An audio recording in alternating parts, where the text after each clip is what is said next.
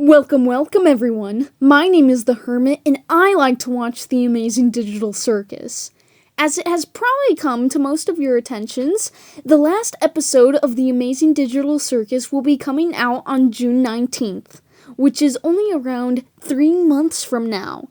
But what if I told you could know exactly how it is going to end right now?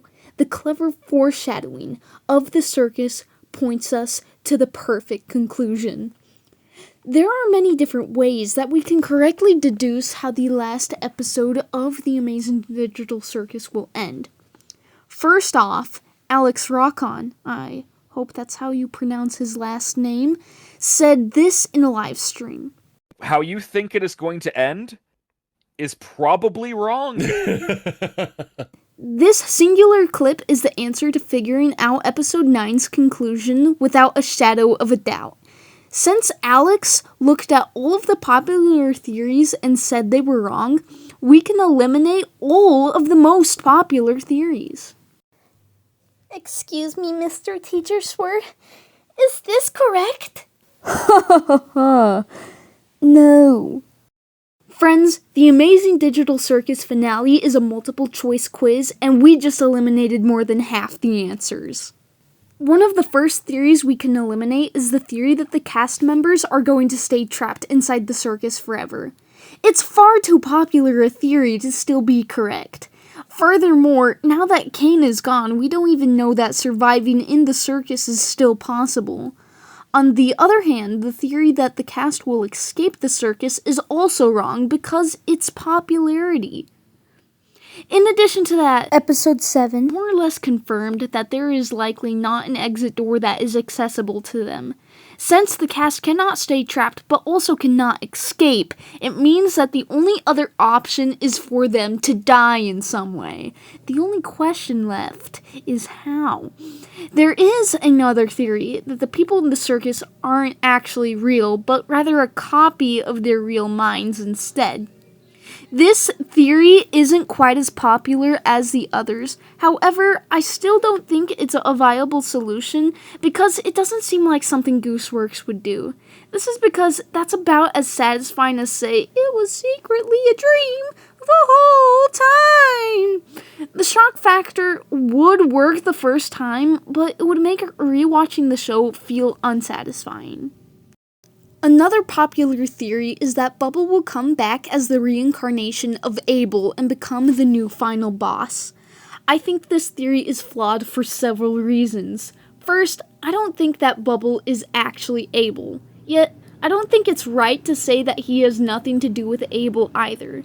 When Caine fought Abel, he didn't kill Abel. Rather, he and Abel became the same thing. Take the color green, for example. Green comes from the mix of blue and yellow. When you put them together, the yellow doesn't just go away, it mixes with the blue and they become the same. You don't refer to green as yellow and blue, two separate colors, but you say green, just one color. Depending on the shade of green, it can either appear more blue or more yellow. I believe this is what happened with Caine and Abel. They mixed together and became something very different from what they used to be. Because Caine's personality was more dominant, he became the color that people would see first.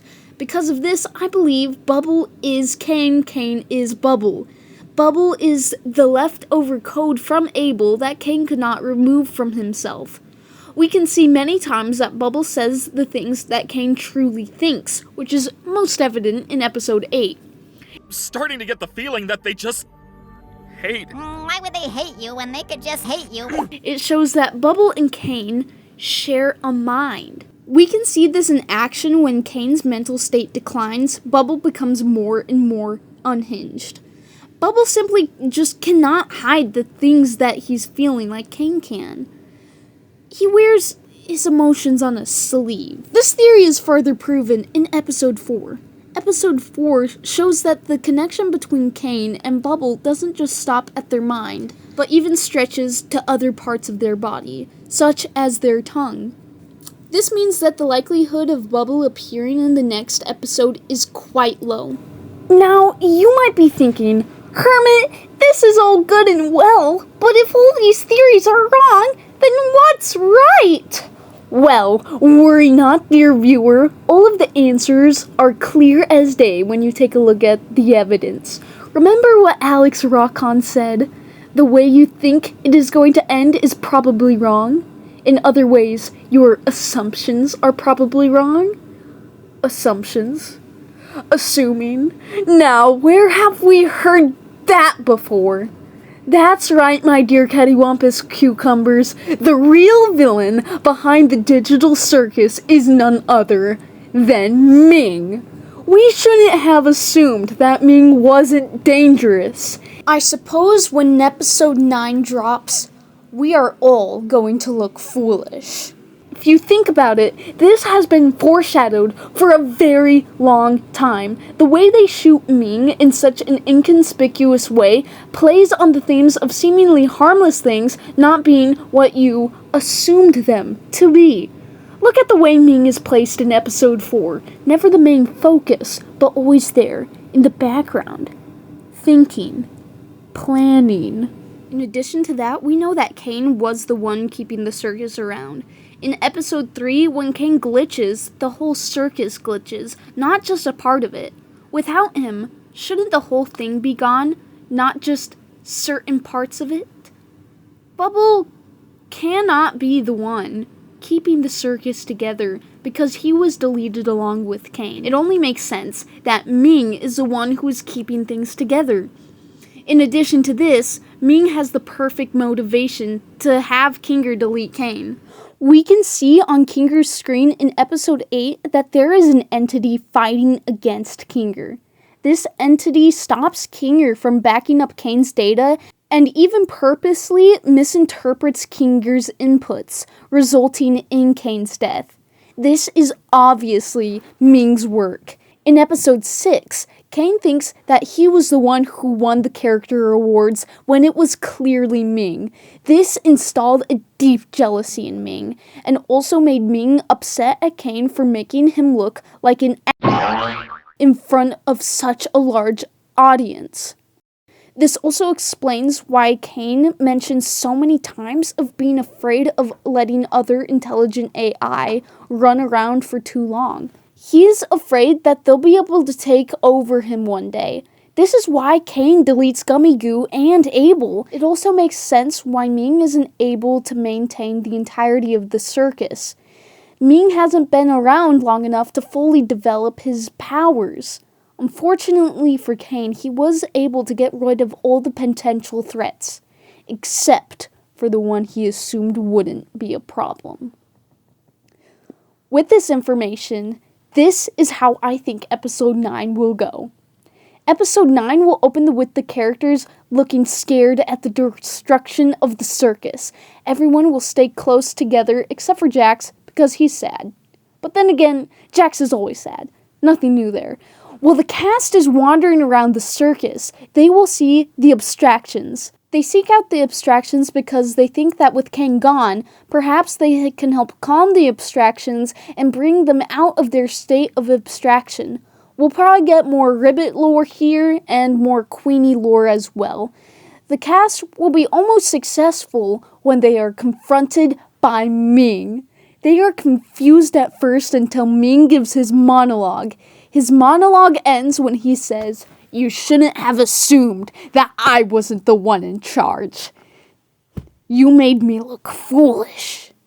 Now I'm gonna make you look foolish."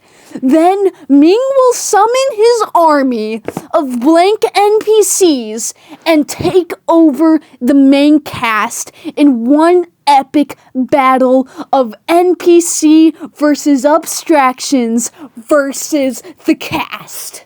Ming will then use their real-world bodies to escape the circus, deleting the cast members' minds in the process. The rest of the episode will then follow Ming after his escape to the real world and his adjustment to human society. It will follow the themes that Goosework has set of adapting to a sterile and disappointing life, and will eventually end up with a shot of human Ming taking in the sun on his skin, mirroring Gangle in episode 4, but this time ending happily. Cut to ending music.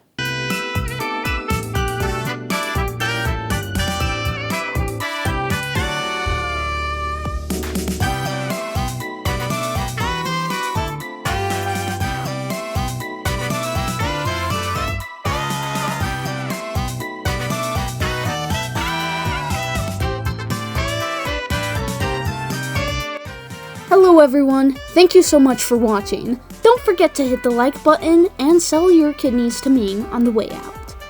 Peace.